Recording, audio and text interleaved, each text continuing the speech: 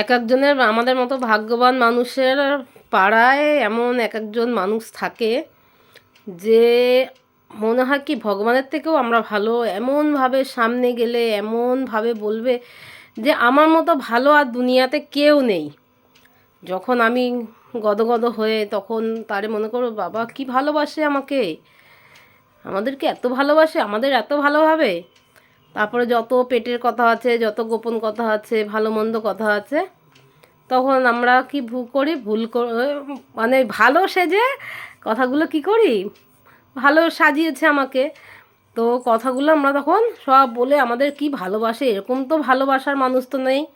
তখন সেই কথাগুলো সব কথা মনে বলে ফেলি যে আমার কাজকর্ম কত হয়, আমার ছেলে কি করে, আমার শাশুড়ি কী করে, বাড়ি সব মানে সব কথা আমরা তাদের ভালো মনে করে বলি। বলার পরে যখনই ওখান থেকে চলে আসি অন্য মানুষের কাছে সেইগুলো নিয়ে সমালোচনা করে সারা পাড়া করে, এই এদের বাড়ি এই হয়েছে, ওদের বাড়ি এই, এর ছেলে এই করেছে, এই কথাগুলো বলতে থাকে। আমরা এত ভাগ্যবান, আমাদের পাড়ায় একজন আছে সেরকম, মানে এত ভালো বলার মতো না।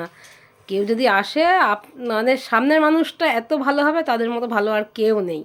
তারা এত ভালো সাজাতে পারে, দেখতে হলে চলে আসবেন আমাদের পাড়ায়।